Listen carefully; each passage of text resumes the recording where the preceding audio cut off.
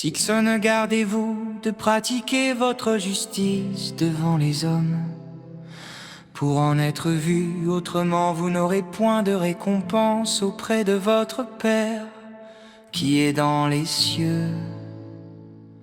Lors donc que tu fais l'aumône, ne sonne pas de la trompette devant toi, comme font les hypocrites dans les synagogues et dans les rues, afin d'être glorifiés par les hommes. Je vous le dis en vérité, ils reçoivent leur récompense.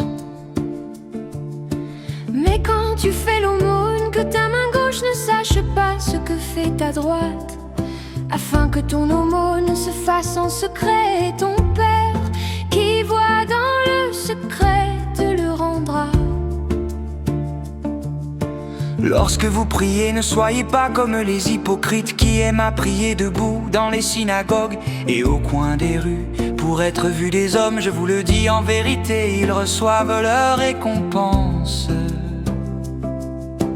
Mais quand tu pries, entre dans ta chambre, ferme ta porte et prie ton Père qui est là dans le lieu secret, et ton Père qui voit dans le secret te le rendra. En priant, ne multipliez pas de vaines paroles, comme les païens qui s'imaginent qu'à force de paroles ils seront exaucés. Ne leur ressemblez pas, car votre Père sait de quoi vous avez besoin avant que vous le lui demandiez. Voici donc comment vous devez prier: Notre Père qui est aux cieux, que ton nom soit sanctifié, que ton règne vienne, que ta volonté soit faite sur la terre comme au ciel. Donne-nous aujourd'hui notre pain quotidien. 12. Pardonne-nous nos offenses, comme nous aussi nous pardonnons à ceux qui nous ont offensés. Ne nous induis pas en tentation, mais délivre-nous du malin. Car c'est à toi qu'appartiennent dans tous les siècles le règne, la puissance et la gloire. Amen. Si vous pardonnez aux hommes leurs offenses, votre Père céleste vous pardonnera aussi. Mais si vous ne pardonnez pas aux hommes, votre Père ne vous pardonnera pas non plus vos offenses. Lorsque vous jeûnez, ne prenez pas un air triste, comme les hypocrites qui se rendent le visage tout défait, pour montrer aux hommes qu'ils jeûnent. Je vous le dis en vérité, ils reçoivent leur récompense.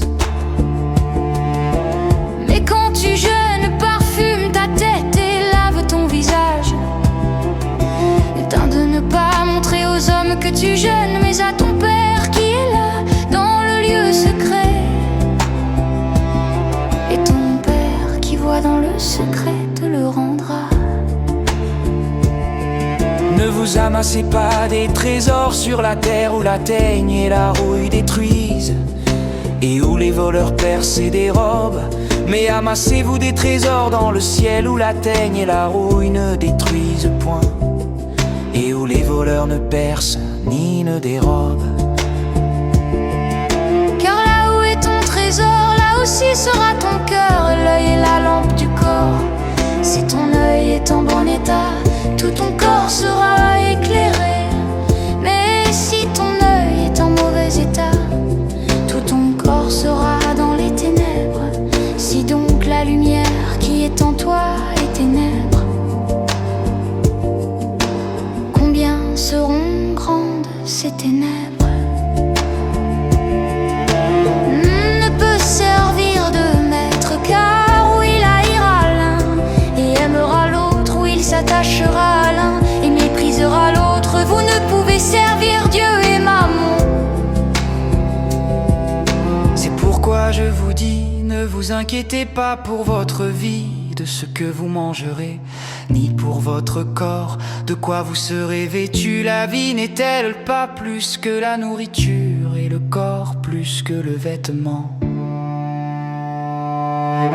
6. Regardez les oiseaux du ciel, ils ne sèment ni ne moissonnent, et ils n'amassent rien dans des votre Père céleste les nourrit. Ne valez-vous pas beaucoup plus qu'eux? Qui de vous, par ses inquiétudes, peut ajouter une coudée à la durée de sa vie? Et pourquoi vous inquiétez au sujet du vêtement? Considérez comment croissent les lys des champs. Il ne travaille ni ne file, cependant je vous dis que Salomon même, dans toute sa gloire, n'a pas été vêtu comme l'un d'eux. Si Dieu revêt ainsi l'herbe des champs qui existe aujourd'hui et qui demain sera jetée au four, ne vous vêtira-t-il pas à plus forte raison, gens de peu de foi? Ne vous inquiétez donc point et ne dites pas: que mangerons-nous, que boirons-nous, de quoi serons-nous vêtus? Car toutes ces choses, ce sont les païens qui les recherchent. Votre Père céleste sait que vous en avez besoin. 6. Regardez les oiseaux du ciel, ils ne sèment ni ne moissonnent, et ils n'amassent rien dans des greniers, et votre Père céleste les nourrit. Ne valez-vous pas beaucoup plus qu'eux?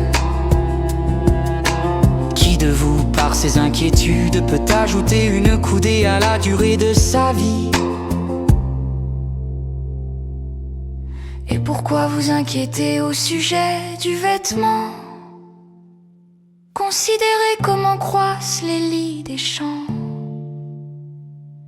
Ils ne travaillent ni ne filent.